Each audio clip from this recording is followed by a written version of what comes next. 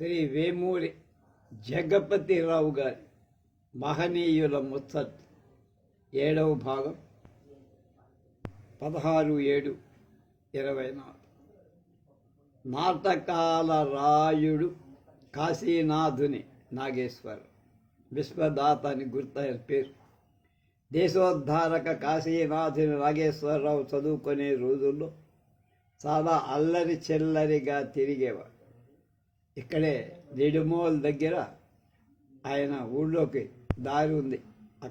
అక్కడే అన్ని రకాల మొదటిసారిగా హిందువుల గాంధీ గారి కంటే దేవాలయ ప్రవేశాన్ని కల్పించిన మహనీయుడు. చెప్పిన మాట ఎవరి మాట వినేవాడు కాదు. చెట్ల వెంట పుట్ల వెంట తిరిగేవాడు. ఆయన బందర్లో చదువుకునే రోజులో ఒకసారి జామ చెట్టు ఎక్కి విరగబడగా తండ్రి బుచ్చయ్య గారికి విషయం తెలిసి కొడుకుని గుంజకు కట్టి బాధిపారేశాడు. నాగేశ్వరరావు మెట్రిక్యులేషన్ పాస్ అయ్యాక నాటకాల కంపెనీలో చేరి వేషాలు వేయటం మొదలుపెట్టి పరమ నైష్ఠికుడు. వీళ్ళు వీరశైవులు. పూర్వాచార పరాయణుడైన తండ్రి బుచ్చయ్య గారికి ఇది తెలిసి బాధపడు కొడుకుపై మండిపడు. అయినా నాగేశ్వరరావు మాత్రం నాటకాల్లో వేషాలు మానల. ఈలోగా బుచ్చయ్య గారికి ఆకస్మికంగా జబ్బు చేసింది. నాగేశ్వరరావు జగ్గయ్యపేటలో నాటకం ఆడుతున్నాడు. వెంటనే బయలుదేరి రమ్మని తల్లి కబురు చేసింది. నాగేశ్వరరావు ఫలానా వేషం వేస్తాడని అప్పటికే నాటక కంపెనీ వాళ్ళు క్యాన్వాస్ చేయటం వల్ల నాటక కంపెనీ మేనేజర్ ఇంటికి వెళ్ళటానికి వీల్లేదని పట్టుబడి, అందువల్ల తల్లి కబురు అందిన 4 రోజుల తర్వాత మాత్రమే స్వగ్రామం ఇలకూరు వచ్చారు. ఈలోగా నాగేశ్వరరావు గారి తండ్రి పరిస్థితి విషమించి మరణశయ్యపై ఉన్న తండ్రిని చూద్దామని నాగేశ్వరరావు దగ్గరకు వెళ్ళగా నాటకాలు వేసే వాడి ముఖం చూడనని మరొక పక్కకు తిరిగి పడుకున్నాడు తండ్రి.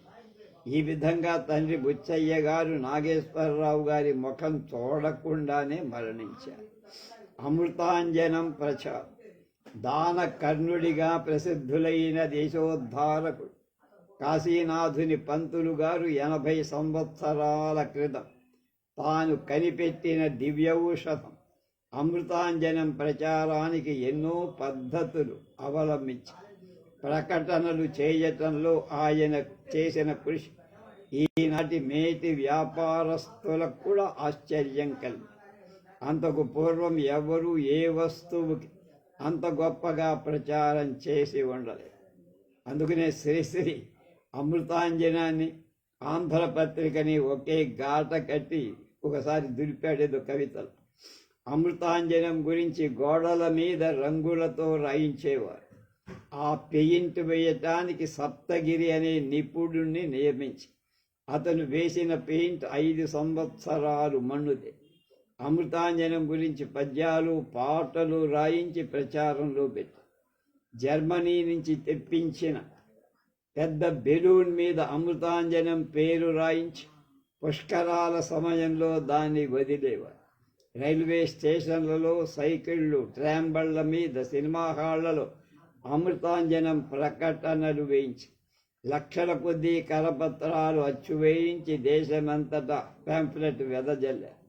ప్రత్యేక క్యాలెండర్లు వేయించి నైజాం ప్రాంతంలోకి పంపే క్యాలెండర్లపై నైజాం నవాబు బొమ్మ, మైసూరుకు పంపే వాటి మీద మైసూర్ మహారాజు బొమ్మ వేయించేవారు. చేతి సంచుల మీద, ఫౌంటైన్ పెన్నుల మీద అమృతాంజన్ పేరు రాసి దాన్ని కొన్న వాళ్ళకి బహుమానంగా ఇచ్చి ఈ విధంగా ఎన్నో విధాల ప్రచారం చేయటం వల్ల అమృతాంజనం విపరీతంగా వాడుకలో.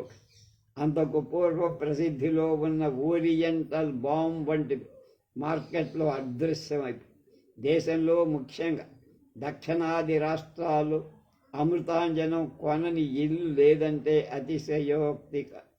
అన్ని జబ్బులకి అమృతాంజనమే మందు.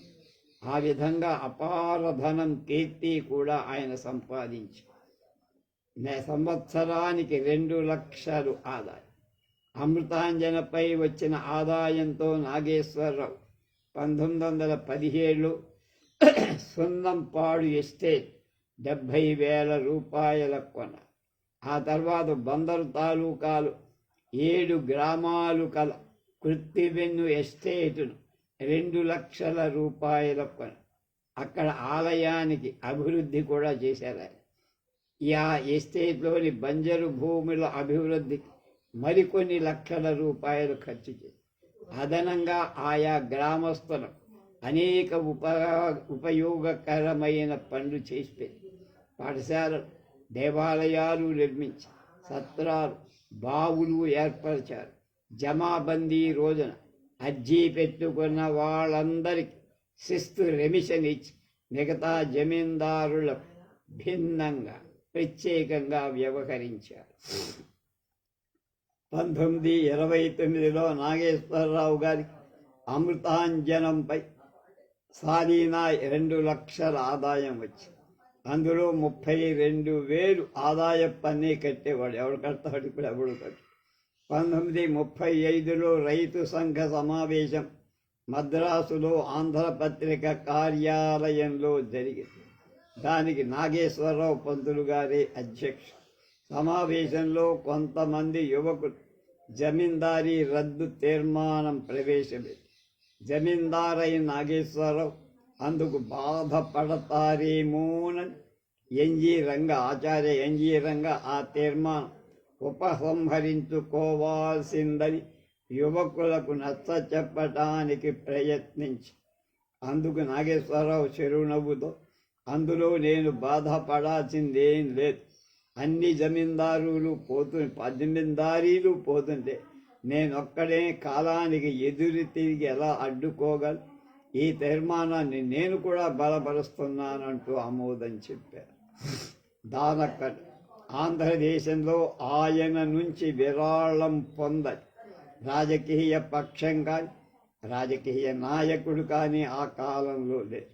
కమ్యూనిస్టు పార్టీ నుంచి జస్టిస్ పార్టీ వరకు అందరూ సాయం పొందినవారు. ఆయన సహాయం పొందిన గ్రంథాలయాలు, ఆయన ధనంతో ఎందరి పెళ్ళిళ్ళు అయ్యాయో, ఎందరు చదువుకున్నారు, ఎందరు పండితులు, కవులు నాగేశ్వరరావు గారి చేత పోషింపబడ్డారో లెక్కలేదు.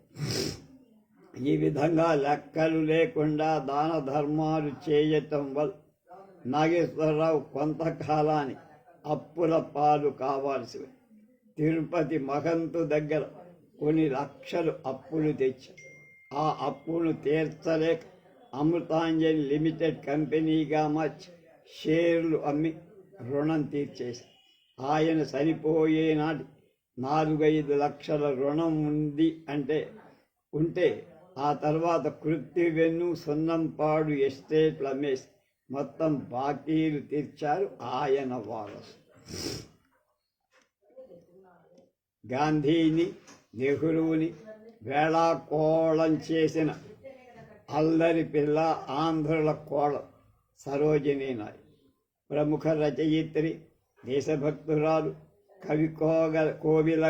కోకిలగా ప్రసిద్ధి పొందిన శ్రీమతి సరోజినీ నాయుడు దక్షిణాఫ్రికాలో జరిగిన ఒక బహిరంగ సభలో నైటింగేల్ ఆఫ్ ఇండియా, భారత కవి కోకిల అని పరిచయం చేయటానికి బదులు నాటి గర్ల్ ఆఫ్ ఇండియా, భారతదేశం అల్లరి పిల్లగా పరిచయం చేశారు. ఒకడు తమాషా. అమెరికాలోని ప్రముఖ పత్రిక న్యూయార్క్ టైమ్స్ శ్రీమతి సరోజినీ నాయుడు గురించి సంపాదకీయం రాస్తూ ఆమెను జోన్ ఆఫ్ ఆర్క్తో పోల్చింది. ఫ్రెంచ్ యువతి ఆమె. Mickey mouse కనిపించాడా? సరోజినీ నాయుడులో హాస్య చతురత, ధైర్య సాహసాలు జోడు గుర్రాల్లా ఉంటాయి. గాంధీజీతో హాస్యోక్తులు ఆడగల చొరవ ఆనాటి అతిరథ మహారథ కాంగ్రెస్ నాయకులలో ఆమెకు ఒక్కదానికే ఉండేది. ఒక్కో సందర్భంలో ఆమె గాంధీని కూడా ఎదిరించి గాంధీని మిక్కీ మౌస్ అని పిలవగల ధైర్యం సరోజినీ నాయుడు కాక ఎవ్వరికీ ఉండేది కాదు. ఒకసారి లండన్లో జనసమూహం మధ్య ఇరుక్కుపోయిన గాంధీజీని వెతుకుతూ బాబు, మీకెక్కడైనా మా మిక్కీ మౌస్ కనిపించాడా అని జనాన్ని ప్రశ్నించగా గాంధీతో సహా అంతా పగలబడి నవ్వారట. బోళా మనిషి అతివాగు. బోళాగా ఉండే సరోజిని అతిగా మాట్లాడి ఆమె అతివాగుడు ఏదైనా తంతా తెచ్చి పెడుతుందనే ఉద్దేశంతో గాంధీజీ కూడా ఆమె పట్ల చాలా జాగ్రత్తగా ఉండే అన్ని విషయాల్లో ఆమె పట్ల జాగ్రత్త వహించేవాడు. అన్ని విషయాలు ఆవిడికి చెప్పేవాడు కాదు. 1945లో నెహ్రూ కాంగ్రెస్ అధ్యక్షుడిగా ఎన్నికైన ఆయన సరోజినీ నాయుడు కాంగ్రెస్ వర్కింగ్ కమిటీలోకి తీసుకోబోగా గాంధీజీ అందుకు నిరాకరించిన కారణం ఆమె అతివాగుడే. ఓసారి గాంధీజీ గురించి సహచరులతో మాట్లాడుతూ ఈ ముదుసరిని లోకానికి దరిద్రుడిగా చూపటానికి ఎంత డబ్బు ఖర్చు చేయాల్సి వస్తుందో ప్రజలకేం తెలుసు, ఏదో పేదవాడు చాలా ఆదర్శంగా బతుకుతున్నాడు అనుకుంటారేమో అని గాంధీజీ అన్నది. అంటే ఆయన మేకపాలు కొనటానికి చాలా ఖర్చు అయ్యేది సేరు. అలాగే ఆయన తినే శనగ గింజలు ఉంటాయిగా, మన వేరుశనగ, వాటికి కూడా డబ్బు ఎక్కువ ఖర్చు. దాని మీద జోకను. గాంధీజీ హత్య గావించిన తరువాత ఆయన్ని తలుచుకొని కుమిలి ఏడుస్తున్న వాళ్ళని చివాట్లు పెడుతూ ఎందుకు అలా ఏడుస్తూ కూర్చుంటారు? ఆయన మంచాన పడి ఏదో జబ్బు తీసుకొని చావాలనే మీ ఉద్దేశం? హత్య గావించబడటమే ఆ మహామహుడికి సరైన మరణం అన్నది.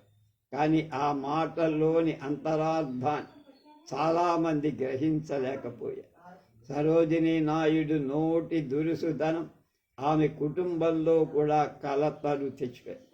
ఆమె సోదరుడే హరీంద్రనాథ్ చటోపాధ్యాయ బెదవాడ లోక్సభకు ఎన్నికయ్యారు. ఒకసారి ఆమె తీవ్రవాది అయిన అన్న హరీంద్రనాథ్ చటోపాధ్యాయ చర్యలను విమర్శించటంతో ఆమె తండ్రి అఘోరనాథ్ చాకు చాలా కోపం. చివరికి ఆమె ముఖం చూడనని భీష్మించారు.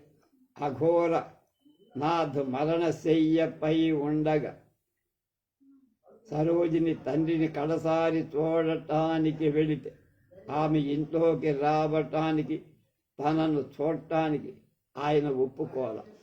నెహ్రూ వంటవాడనుకున్నారా?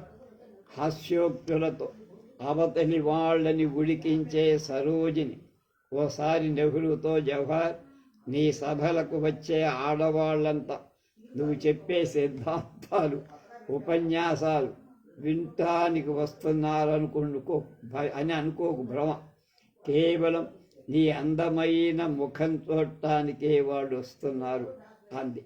నెహ్రూను సోదరుడి కన్నా ఎక్కువగా అభిమానించే సరోజినీదేవి నెహ్రూ కుటుంబంతోనే ఎక్కువ కాలక్షేపం చేసి నెహ్రూ భవంతి ఆనంద భవన్లోనే ఉంటూ అక్కడికి వచ్చే వాళ్ళకి అతిథి మర్యాదలు చేసే. ఆనంద భవన్కు వచ్చే ప్రముఖ రాజకీయవేత్తలు అనేక మంది భోజనాలు కూడా అక్కడే చేసేవారు. సరోజిని, కమలా నెహ్రూ వారి అతిథి మర్యాదలు చూసేవారు. ఆ వచ్చిన ప్రముఖులలో రకరకాలైన అభిరుచులున్న వాడు ఉండేవారు. కొందరు శాకాహారమే కావాలంటే, కొందరు మాంసాహారం లేకపోతే ముద్ద ఎత్తేవాడు. మరికొంతమంది గడ్డ పెరుగు లేనిది తినేవాడు. ఇంకా కొంతమంది నారింజ పళ్ళు కావాలని. సాధ్యమైనంత వరకు సరోజినీ నాయుడు ఆమె వారి కోరికలు తెలుస్తూ ఉన్నా ఒక్కొక్కప్పుడు సరోజిని వారి కోరికలు విని చిరాకుబడి, ఏమయ్యా మీకు ఏదైనా న్యాయంగా ఉందా? తలో రకం కోరికలు కోరడం న్యాయమా? మా నెహ్రూ వంటవాడనుకున్నారా?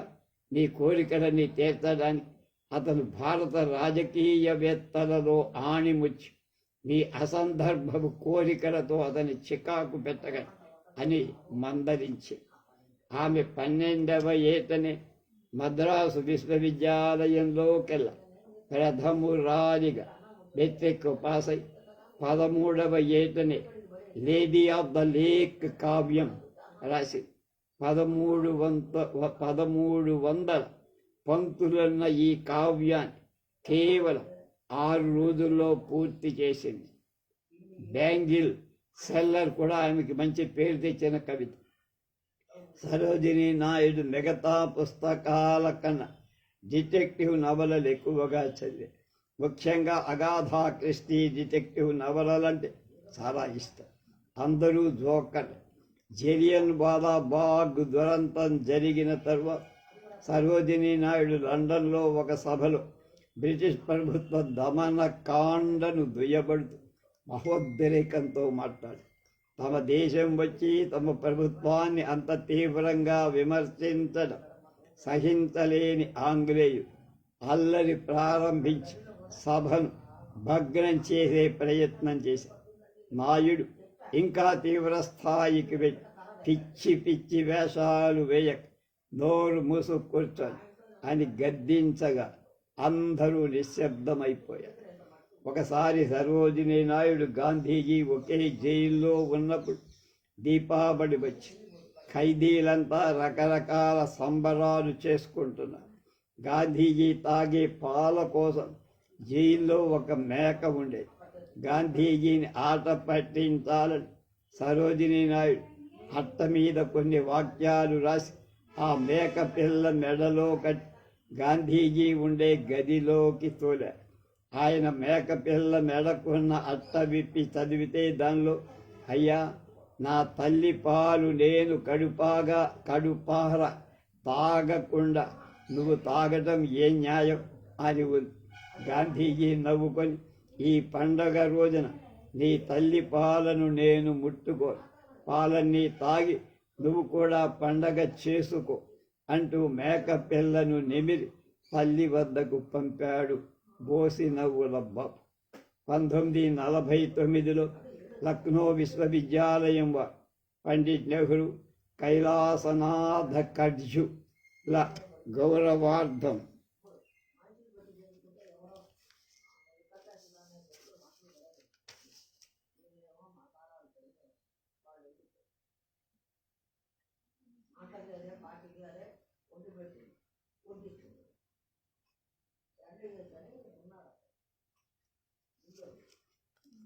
గౌరవ డాక్టరేట్లు బహుకరించారు. అప్పుడు కడ్జు పశ్చిమ బెంగాల్ గవర్నర్గా, సరోజిని ఉత్తరప్రదేశ్ గవర్నర్గా ఉంది.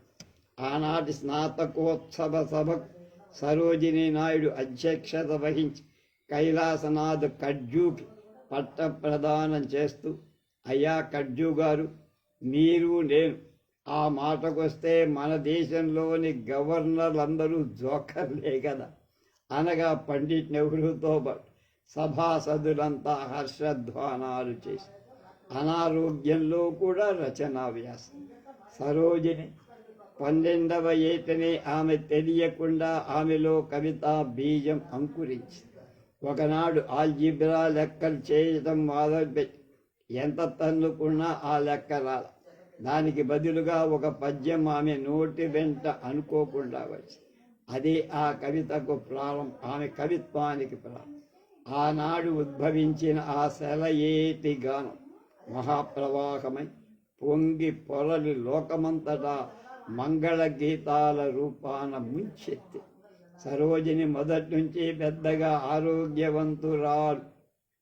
ఒకసారి ఆమెకు జబ్బు చేస్తే విశ్రాంతి తీసుకోవాల్సిందని, పుస్తకాలు కూడా చదవవద్దని సలహా చెప్పారు. కానీ ఎప్పుడు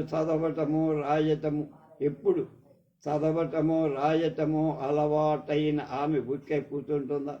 జబ్బులోనే 2000 పంక్తులు గల నాటకమే రాసింది. సరోజిని లండన్లో చదివే రోజుల్లో ఆమెకు ఎడ్మండ్ గోసి అనే సాహిత్య విమర్శకుడితో పరిచయం కలిగింది.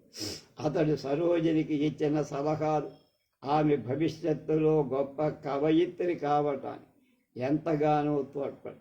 అతను ఏం చెప్పాడు? ఇక్కడ ఇంగ్లీష్ కవులలాగా పక్షులను కుందేళ్లను వర్ణించదు. మీ దేశంలో ఉన్న వాతావరణం, అక్కడ పరిస్థితులకు తగ్గట్టు కవిత్వం రాయి, అంతే తప్ప మా వాళ్ళు రాసినట్టు రాయ. ఈ సలహాపై ఆమె ఎంతో మార్పు తెచ్చి తాను రాసిన కవిత్వం భారతీయ పరిస్థితులకు అనుగుణంగా ఉండే. అందువల్ల ఆమెకు అంత ఖ్యాతి వచ్చింది. ఆవిడ రచనలు బహుళ వ్యాప్తి పొందాయి. నువ్వు పెళ్లి కూతురైతే నేను పెళ్లి కొడుకు అవటానికి సిద్ధం. ఒకసారి మహాత్మా గాంధీ ఉపవాస వ్రతం చాలించి తర్వాత మామూలుగా సరోజిని చేతి మీదుగా నిమ్మరసం తాగుతున్నా. సరోజిని హాస్యంగా, ఉపవాసం చేసిన హుషారుగా పెళ్లి కొడుకులాగా ఉన్నావుగా అనగానే గాంధీ వెంటనే నవ్వుతూ నువ్వు పెళ్లి కూతురైతే నేను పెళ్లి కొడుకు కావటానికి సిద్ధం అన్నాడు. 1944 అక్టోబర్ 2 గాంధీకి 75 నిండాయి. ఈ సందర్భంగా ఆయనకు బహూకరించడానికి 75 లక్షల నిధి పోగు చేశారు. ఆ చెక్కును సరోజిని ద్వారా అందచేయటానికి నిర్ణయించి సభ ఏర్పాటు చేశారు. భారతీయ సంప్రదాయం ప్రకారం పెద్ద ముత్తైదువుగా సరోజిని గాంధీ నుదుట కుంకుమ పెట్టి ఆప్యాయంగా తలనిమి తన కణతలపై మెట్టికలు విరుచుకొని చెక్కును గాంధీకి సమర్పిస్తూ ఒంటెగా ఈ చెక్కు మీకు ఇవ్వకుండా నేనే తీసుకుపోతే ఏం చేస్తారు అనగానే నవ్వుతూ నువ్వు నిజంగా అంత పని చెయ్యగలవు అని చెక్కు లాగేసుకున్నాడు. ఒకసారి ఒక విద్యార్థి బృందం వచ్చి గాంధీజీని మాట్లాడాల్సిందిగా కోరితే హరిజన నిధికి 2000 చందా ఇస్తేనే మాట్లాడతానని తప్పడంతో పక్కనే ఉన్న సరోజిని ఆ కోమటిని ఎందుకు అడుగుతారు, కోమటికి డబ్బు పిచ్చి ఎక్కువ అన్నారు. మీకు పర్వాలేకపోయినా పోతే నాకు లేదు. ఒకసారి గాంధీజీ ఇర్విన్ ప్రభువుతో చర్చలు జరుపుతున్నారు. ఒక విషయమై తక్షణం సరోజినితో సంప్రదించాల్సి వచ్చింది. ఆమె కోసం చూడగా ఆమె బాత్రూంలో ఉన్నట్టు తెలుసు. గాంధీజీ వెంటనే బాత్రూం దగ్గరకు వెళ్ళి తలుపు కొట్టి ఆమెతో అత్యవసరంగా మాట్లాడాలని అనగానే బాపు నేను స్నానం చేస్తున్నాగా అని లోపల నుంచి సరోజిని దేవి సమాధానం చెప్పగా మరేం పర్వాలేదు అనగానే సరోజిని లాయుడు లోపల నవ్వుతూ మీకు పర్వాలేకపోతే నాకు లేదు అంటూ గబగబా స్నానం ముగించి గాంధీతో చర్చలు జరిపి 5 నిమిషాల్లో గవర్నర్ దర్శనం. సరోజిని గవర్నర్ పదవి చేపట్టిన తర్వాత కూడా చాలా సాదా సీదాగా ఉంది. ఆడంబరాలు లేవు. పర్యటనకు వెళ్ళిన మంది మార్బలంతో వెళ్లకుండా కుమార్తె పద్మజా నాయుడును మాత్రమే వెంట పెట్టుకొని పేరంటానికి ముత్తైదువులాగా వెళ్ళేవారు. తాను గవర్నర్ అన్నట్లుగా ప్రవర్తించేవారు కాదు. సామాన్యులతో కూడా కలిసి మెలసి తిరిగేవారు. వారి క్షేమ సమాచారాలు అడిగి తెలుసుకొని ఎప్పుడూ చలోక్తులతో తాను నవ్వుతూ ఇతరులను నవ్వించి లోగడ గవర్నర్ల దర్శనం లభించాలంటే 10 రోజుల ముందు నుంచే ప్రయత్నం చేయాల్సి వచ్చింది.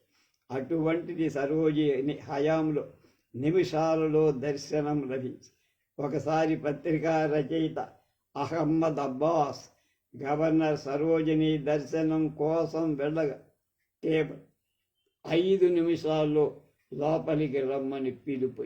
అది ఆమె గొప్పతనం. సెకండ్ హ్యాండ్ కారులో కాలక్షేపం చేసిన ప్రథమ రాష్ట్రపతి డాక్టర్ రాజేంద్ర ప్రసాద్. డాక్టర్ బాబు రాజేంద్ర ప్రసాద్ ఎప్పుడు అనారోగ్యంగా బాధపడి ఉబ్బసం ఉంది ఆయన పర్యటనకు ఎక్కడికి వెళ్ళిన అంగరక్షకులు ఉబ్బసం వచ్చినప్పుడు ఉపయోగించి పంపు ఇన్హేలర్లాగా వెంట తీసుకువెళ్ళేవారు. ఉబ్బసం తెర రాగానే ఈ పంపు ఉపయోగించి స్వస్థత చేకూర్చి ఆయనకు ఆరోగ్యం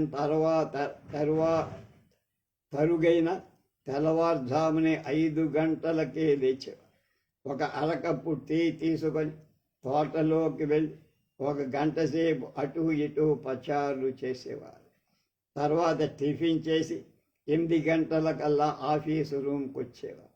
రాజేంద్ర ప్రసాద్ భార్య రాజ్యబన్సీదేవి కూడా అవిటి మనిషి, ఎప్పుడూ మంచం మీదే ఉండే. అయినా ఆవిడ గొప్ప దైవభక్తులు.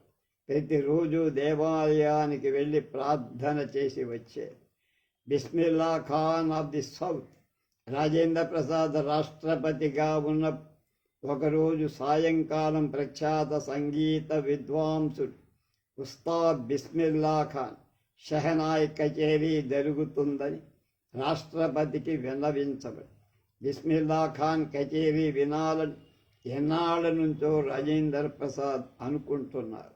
అందువల్ల వెంటనే ఆ కచేరీ ఏర్పాటు చెయ్యమని ఆయన కోరారు. కచేరీ ఏర్పాటైంది. వాయిద్యకారులంతా వచ్చి కూర్చున్నారు. ఇంకా బిస్మిల్లా ఖాన్ రాల. కాసేపటికి లుంగీ చొక్కాతో ఉన్న ఒక వ్యక్తి ప్రత్యక్షమై ఆ వ్యక్తి తనను తాను పరిచయం చేసుకొని తాను నాదస్వరం విద్వాన్ అని, దక్షిణాదిలో దక్షిణ భారత బిస్మిల్లా ఖాన్ అంటారని చెప్పడంతో రాష్ట్రపతి మిలిటరీ కార్యదర్శి హుటాహుటిన రాష్ట్రపతి కార్యదర్శికి దగ్గరికి పరిగెత్తి, ఇదేమిటయ్యా మహానుభావ, బిస్మిల్లా ఖాన్ కచేరీ ఏర్పాటు చేస్తానని, ఈ దక్షిణాద్ బిస్మిల్లా ఖాన్ నాదస్వర కచేరీ ఏర్పాటు చేశావని కంగారుగా అడిగితే ప్రైవేట్ సెక్రటరీకి మతిపోయినంత పనై రాష్ట్రపతి రాజేంద్ర ప్రసాద్కు వద్దకు వెళ్ళి వణుకుతూ వచ్చి, తప్పైపోయింది, క్షమించండి, బిస్మిల్లా ఖాన్ అంటే ఈయనే అనుకున్నా.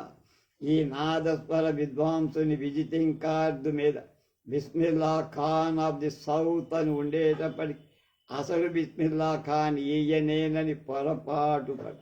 నాకు సంగీత పరిజ్ఞానం లేకపోవటమే కాక బిస్మిల్లా ఖాన్ ఫోటో కూడా ఎప్పుడూ చూడకపోవటం ఈ పొరపాటు క్షమించండు అని అనేక విధాల ప్రాధేయపడి రాజేంద్ర ప్రసాద్ కూడా జరిగిన పొరపాటుకు కోపగించకుండా, సరే ఎలాగూ ఈ నాదస్వర విద్వాంసుడు Bismillah Khan of the south వచ్చాడు కాబట్టి ఇతడి కచేరీ కానివ్వండి అన్న. నాదస్వర విద్వాంసుల రాజేంద్ర ప్రసాద్ మెప్పు బాగా పొందాలనే ఉద్దేశంతో ఆయనకు సరిగ్గా ఎదురుగా కూర్చొని నాదస్వరం అందుకొని తీవ్ర స్థాయిలో ఊదటం ప్రారంభించాడు. అసలే ఆయనకి ఉబ్బసం, ఎక్కువ మోత ఆయనకు పడదు. విద్వాంసుల వారు 6 రాగం అందుకొని కళ్ళు మూసుకొని నాదస్వరం ఉచ్చస్థాయితో ఊదేటప్పటికి రాజేంద్ర ప్రసాద్కి ఈ మోత ఊపిరి ఆడక ఉబ్బసం తెర వచ్చేస్తుంది. విద్వాంసుల వారు ఇదేం చూడకుండా కళ్ళు మూసుకొని జామ్ అంటూ ఊతూనే ఉన్నారు. పక్కనే ఉన్న మిలిటరీ కార్యదర్శి రాజేంద్ర ప్రసాద్ పరిస్థితి కనిపెట్టి చటుక్కున విద్వాంసుల వారి దగ్గరికి మరి, సాల్సాలే ఇది ఆపవయ్య, నీ ఊదటం అని నోట్లోంచి నాదస్వరాన్ని లాగేసి రాజేంద్ర ప్రసాద్ చేతుల మీదుగా లోపలికి తీసుకెళ్ళి పడుకోబెట్టి తక్షణం డాక్టర్ని పిలిపి డాక్టర్ పరీక్షించి ఇంకా నయం, త్వరలో మేల్కొన్నారు. ఇంకాసేపు ఆ నాదస్వరం వాయించినట్టయితే రాష్ట్రపతి పరిస్థితి ఇంకా విషమించేదని ఏవో ఇంజెక్షన్లు చేసి స్వస్థత చేకూర్చారు. ఆ మర్నాడు స్వస్థత చేకూరిన రాజేంద్ర ప్రసాద్ తన మిలిటరీ కార్యదర్శితో సమయానికి అడ్డుపడి రక్షించావు, లేకపోతే ఆ విద్వాంసుడు నా ప్రాణాలు నిలువునా తీసేవాడు అన్నారు. రాజేంద్ర ప్రసాద్ గోవింద వల్లభ పంతుల మాన సంరక్షణ. డాక్టర్ రాజేంద్ర ప్రసాద్ అప్పటి హోంశాఖ మంత్రి పండిట్ గోవింద వల్లభ్ పంత్ అంటే ఎంతో ఆప్యాయంగా ఉంది. పంత్ రాష్ట్రపతిని సందర్శించటానికి తరచుగా హోంమంత్రిగా ఉండేవాడు గోవింద వల్లభ్ జీబీ పంత్ అని. ఒకసారి పంత్ రాష్ట్రపతి భవనానికి ముందు ఏమాత్రం ఇంటిమేషన్ వర్తమానం లేకుండా వస్తూ ఉండే. అలాగే ఒకసారి సాయంత్రం వేళ గోవింద పంత్ రాష్ట్రపతి భవనానికి హడావిడిగా వచ్చి పంతుగారి కారు పోర్టికోలో ఆగటంతో రాష్ట్రపతి అంగరక్షకుడు ఎదిరేగి స్వాగతం చెప్పాడు. పంతు కారు దిగి ఊడిపోతున్న పంచెను కూడా సరిచేసుకోకుండా అంగరక్షకుడి వెంట రాష్ట్రపతి డ్రాయింగ్ రూమ్ అంటే ప్రత్యేకత వెళ్ళారు. సరిగ్గా అదే సమయంలో టాయిలెట్ రూమ్ నుంచి వస్తున్న రాష్ట్రపతి రాజేంద్ర ప్రసాద్ కూడా పంచె బిగించుకుంటూ ఎదురై అనుకోకుండా రాష్ట్రపతిని చూడటంతో పంతు పంచె బిగించుకోవడం మర్చిపోయి చటుక్కున రాజేంద్ర ప్రసాద్ గారికి చెయ్యెత్తి నమస్కరించాడు. రాజేంద్ర ప్రసాద్ కూడా యాంత్రికంగా పంచె సది వదిలేసి ప్రతి నమస్కారం చెయ్యటం పాపం వాళ్ళిద్దరు పంచెలు దాదాపు ఊడిపోయే పరిస్థితి. పక్కనే ఉన్న అంగరక్షకుడు హడావిడిగా వీరి పంచెలు ఓడకుండా పట్టుకొని మాన సంరక్షణ చేయాల్సి వచ్చింది. 1950 సంవత్సరానికి పూర్వం డాక్టర్ రాజేంద్ర ప్రసాద్ రాజ్యాంగ సభ అధ్యక్షులు. అది వేసవిక. ఎండవేడికి తాళలేక రాజేంద్ర ప్రసాద్ తన ఇంటి ముందు ఉన్న చెట్టు కింద చల్లగాలికి కూర్చున్నారు. అప్పుడు ఆయన ఒంటి మీద చొక్కా కూడా లేదు.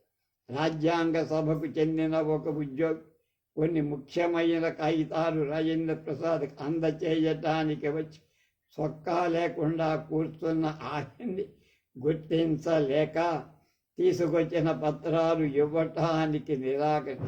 ఆయన పక్కన కూర్చున్నవారు వీరే రాజేంద్ర ప్రసాద్ అని ఎంతగా చెప్పినా ఆ తర్వాత అప్పుడు మాత్రమే నమ్మకం కలిగి కాగితాలు ఇచ్చారు. ప్రథమ రాష్ట్రపతికి second hand call. Rajendra Prasad ప్రథమ రాష్ట్రపతి అయిన తర్వాత కూడా చాలా సాధారణ జీవితమే గడిపారు. సామాన్య దుస్తులే ధరించి. రాజేంద్ర ప్రసాద్ బహుశాంత స్వరూపులు కావటం అది అదనుగా తీసుకొని ఆయన దగ్గర బంధువులెప్పుడు రాష్ట్రపతి భవన్కి వచ్చి తిష్ట వేస్తూ ఉండేవారు. ఒక్కొక్కసారి ఆయన చుట్టాలు 40-50 మంది దాకా రాష్ట్రపతి నిలయంలో మకాం పెట్టి సకల రాజమర్యాదలు పొందేవారు. వాళ్ళకి సేవ చేయలేక రాష్ట్రపతి భవన్లో ఉద్యోగులు ఎంతో అవస్థపడే. రాజేంద్ర ప్రసాద్ రాష్ట్రపతిగా పదవీ విరమణ చేసిన తరువాత తనకు ఎక్సైజ్ డ్యూటీ మినహాయింపుతో ఒక కారును ఏర్పాటు చేయవలసిందిగా కేంద్ర ప్రభుత్వాన్ని కోరితే శాంక్షన్ కాల. Rajendra Prasad second hand car కొని దాంతోనే కాలక్షేపం చెయ్యాల్సి వచ్చింది.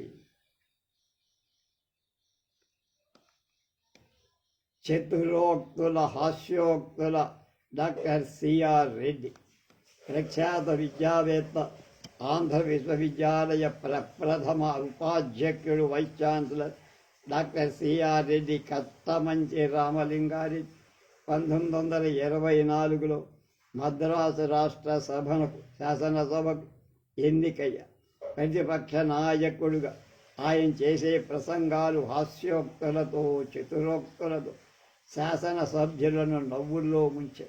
ఇదే ఇంగ్లాండ్ అయితే ఒకసారి డాక్టర్ సిఆర్ రెడ్డి అప్పటి మద్రాసు ముఖ్యమంత్రి అయిన పానగల్లు రాజాను ఆయన ప్రభుత్వ పనితీరు తీవ్రంగా విమర్శిస్తూ ఉండగా సహనం కోల్పోయిన ముఖ్యమంత్రి పానుగల్లు రాజా తనకు సిఆర్ రెడ్డి వ్రాసిన కొన్ని వ్యక్తిగత ఉత్తరాలు బయటకు పెట్టగలడని బెదిరించారు. అప్పుడు చటుక్కున రెడ్డి అందుకొని, సరే ఇంగ్లండ్లో అయితే ప్రేయసీ ప్రముఖులు పోట్లాడుకున్నారు, ఎవరి ఉత్తరాలు వాళ్ళు వాపసిచ్చేసుకుంటారు అనగానే సభ్యులతో పాటు ముఖ్యమంత్రి పాన్గల్ రాజా కూడా నవ్వక తప్పల. చతుర్విధ పురుషార్థ ఏలూరులో కళాశాల ప్రారంభించే సిఆర్ కాలేజ్ అని మనం బస్టాండ్కి వెళ్ళే దారిలోనే మొదట్లోనే కనబడు. ఆ సభకు సిఆర్ రెడ్డి అధ్యక్షత వహించి సభను బెదవాడ గోపాలరెడ్డి ప్రారంభిస్తూ కళాశాలలు చతుర్విధ పురుషార్థాలు బోధించేవిగా ఉండాలని హితవు చెప్పారు. ఆ తర్వాత మాట్లాడిన సిఆర్ రెడ్డి గోపాల్ రెడ్డి చెప్పిన హితవులు ప్రస్తావిస్తూ చతుర్విధ పురుషార్థాలంటే అర్ధ ధర్మ కామ మోక్షాలే కదా. మేము రోజు ధర్మ సూత్రాలు బోధిస్తూనే ఉన్నాం. కాలేజీ విద్య ప్రతి విద్యార్థి అర్థం డబ్బు కోసం ఎలాగా ఎగబడుతూనే ఉన్నాడు. ఇక మూడోది కామం. దీని గురించి మేము కాలేజీలో చెప్పడం ప్రారంభిస్తే ఎంతమంది తల్లిదండ్రులు వాళ్ళ పిల్లని మా కాలేజీకి పంపుతారో చెప్పలేము. ఇక ఆఖరిది మోక్షం గురించి చెప్పడం మొదలుపెడితే మాకు కపాల మోక్షం తప్పదు అనగానే సభలోని 50 మంది పగలబడి నవ్వారు. బ్రహ్మచారినైన స్త్రీల గురించి నాకే ఎక్కువ తెలుసు. ఒక సభలో బ్రహ్మచారి డాక్టర్ రెడ్డి గారిని హనుమంతుడితో, వినాయకుడితో, భీష్ముడితో పోల్చటం జరగగా వెంటనే రెడ్డి గారు లేచి సమాధానం, అయ్యా నన్ను లేనిపోని విశేషణాలతో ఎందుకురా పొగుడతారు? బ్రహ్మచారి అయిన నాకు స్త్రీల గురించి గృహస్థుల కంటే ఎక్కువ తెలుసు అన్నాడు కొంటె కోణంగి అన్నాడు. మద్రాసులో ఒకానొక రాజకీయ సభలో కట్టమంచి వారు ప్రసంగిస్తూ ఉండగా ఆయనపై కొంతమంది రాళ్ళు వేసింది జస్టిస్ పార్టీ వాళ్ళని ఆయన అనుమానం. తన అనుమానాన్ని ఆయన హాస్యంతో దింపి జస్టిస్ పార్టీ వాళ్ళు ఇదా రాతి యుగంలో ఉన్నారనటానికి ఇదే నిదర్శనం అని చమత్కరించడంతో అంతా గొల్లునన్నారు. హనుమంతుడి భోజనం. ఒకసారి లండన్లో డాక్టర్ సిఆర్ రెడ్డి ఒక విందులో పాల్గొని ఆ విందులో యాపిల్ పళ్ళను పాశ్చాత్య పద్ధతిలో కత్తులు కటార్లు ఉపయోగించడం తినడం కష్టంగా అనిపించింది. కానీ అలా తినకపోతే మిగతా పాశ్చాత్య మిత్రులు అప్పుడు ఆ సందిగ్ధావస్థ నుండి బయటపడటానికి తమాషా చేసి, మిత్రులారా, మా దేశంలో రామాయణంలో హనుమంతు పండ్లను ఏ విధంగా తింటాడని పండును నోటికి అప్పగించారు, అంటే కొరికి తిన. రెడ్డి గారి ప్రథమ ప్రేమ వివాహం విఫలం కావడంతో జీవితాంతం బ్రహ్మచారిగానే ఉంది. అలాగే ఆయన ముసలమ్మ మరణం అనే ఒక కావ్యం రాశాడు. వివాహం గురించి ఆయన చమత్కారంగా పెళ్ళి ఒక పంజరం, ఆ పంజరం బయట ఉండేవాళ్ళు లోపలికి పోవాలని ప్రయత్నిస్తారు, పంజరం లోపల ఉన్నవాడు బయటకు రావాలని ప్రయత్నిస్తారు. కాబట్టి నేను పంజరంలోకి పోవడం ఎందుకు, మళ్ళీ బయటికి రావటం ఎందుకు అని. ఇంకొక మాట కూడా చెప్తా, చక్కగా ఆవు గేదె పాలు ఆ గొల్లవాడు తీసుకొచ్చి మా ఇంటి ఎదురుగా పిండుతుంటే మళ్ళీ నేను గేదె ఎందుకు, ఆవు ఎందుకు, అలాగే పిల్లం ఎందుకు, సంసారం ఎందుకు అంటే అంత రెడీమేడ్గా దొరుకుతుంటే ఎందుకు. మన దేశ ప్రజల గురించి కట్టమంచి వ్యంగ్యంగా మనం మూక ఉమ్మడిగా ఏడవటం నేర్చుకున్నాం, కానీ అందరూ కలిసి పనిచేయటం నేర్చుకోలేదన్నారు.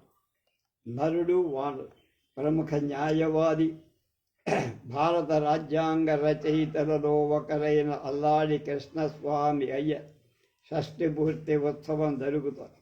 అయ్యర్ గారి ఆకారం కొంచెం వింతగా ఉండేది.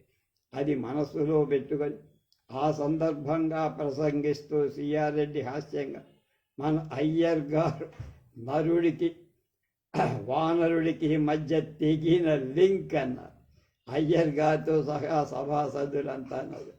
ఒకసారి కట్టమధ్య పెండెగ్గుతో విజయవాడ రైల్వే స్టేషన్ దిగి ఎవరి కోసమో ఎదురు చూస్తూ ఏమైనా వార్తలు దొరుకుతాయేమని పత్రికా విలేకరులు ఆయన దగ్గరకు వెళ్ళి, అయ్యా మేము ప్రెస్ రిపోర్టర్లం, వార్తలు ఏమైనా చెబుతారా అంటే ఆయన చదువుకున్న, నేను పోర్టర్స్ కోసం ఎదురు చూస్తున్నా, రిపోర్టర్స్ కోసం కాదు అన్న. ఒకసారి కట్టమంచికి సన్మానం చేద్దామని నెల్లూరు రైల్వే స్టేషన్ నుంచి టౌన్ హాల్కు మేళ తాళాలతో ఊరేగింపుగా తీసుకువెళ్తుంటే ఆయన యథాప్రకారం హాస్యంగా, మీరు నాకు ఇలాంటి మర్యాదలు ఎందుకు చేస్తున్నారు అర్థం కాల, నేను మంత్రిని కాదు, పెళ్లి కొడుకును అంతకన్నా కాదు, కనీసం శవాన్ని కూడా కాదు అని చమత్కారం. ఏప్రిల్ 1 ఆంధ్రదేశంలో 3 ప్రతిభావంతులున్నారు. దుగ్గిరాల గోపాలకృష్ణయ్య ప్రథమ శ్రేణి. ఆయన జీవితంలో తృతీయ శ్రేణిలో విజయం సాధించి, నేను ద్వితీయ శ్రేణి ప్రతిభావంతు. అందువల్ల నా జీవితంలో సగం విజయం సగం అపజయం పోయి, అందుకు సమయస్ఫూర్తిగా చీకటిలో మాట్లాడటం నాకు అలవాటు లేదు. నేను బ్రహ్మచారిని కదా అని కూర్చున్నట్ట తక్కువ. మరొకసారి ఒక సమావేశం ప్రారంభిస్తూ ప్రతి వాళ్ళు మాట్లాడటానికి ముందు సోదర సోదరీమణులారా అని మొదలు పెడతారు కదా. అందరూ గనిలోని వాళ్ళే కదా. అలా ఉన్నప్పుడు స్త్రీలను సోదరీమణులు అంట ఏమిటి, ఈ మణులేమిటి హాస్యంగా ప్రారంభించి చెల్లపిల్ల వెంకట శాస్త్రికి సన్మాన సభ జరుగుతుంది. ఆ సభకు కట్టమంచి వారు అధ్యక్షోపన్యాసం చేస్తుండగా శాస్త్రి గారు మాటకి ఏదో అడ్డు చెప్పబోయేవారు. అలా మాట్లాడవద్దని సూటిగా అనలేక శాస్త్రి గారికి జంట కవిత్వం చెప్పే అలవాటు ఇంకా పోలేదని ఒక చొరక తగిలించి, దోషాలు దోపిడి. రెడ్డి గారు ఒక సందర్భంగా స్త్రీ పురుషుల గురించి ఈ విధంగా అన్నారు. పురుషుడు దోషాలు బ్లండర్ చేయటానికి పుట్టగా, స్త్రీ దోపిడీలు బ్లండర్స్ చేయటానికి జన్మించి, భర్తలకు తప్పు చేసే దివ్యమైన హక్కు ఉంది. భార్యలకు ఆ తప్పులను క్షమించే సహజమైన దౌర్బల్యం. ఒకసారి రెడ్డి గారు ఇలా అన్నారు, మనం ఒక విషయం మర్చిపోకూడదు. ఎవరేమనుకున్న వ్యాసుని అక్రమ సంతానమే భారత జాతి మూల పురుషుడు. ఆ వ్యాసుడు అస్పృశ్య పతిత స్త్రీ కుమారులను మర్చిపోవు. ఈ మాట మర్చిపోయి లేనిపోని డాబులు చెప్పుకోవద్దు అని, అది మంచి పద్ధతి కాదని చంపదెబ్బ కొట్టినట్టు మాట. రేపు ప్రధాని దర్జా వెలగబెట్టిన అబుల్ కలాం ఆజాద్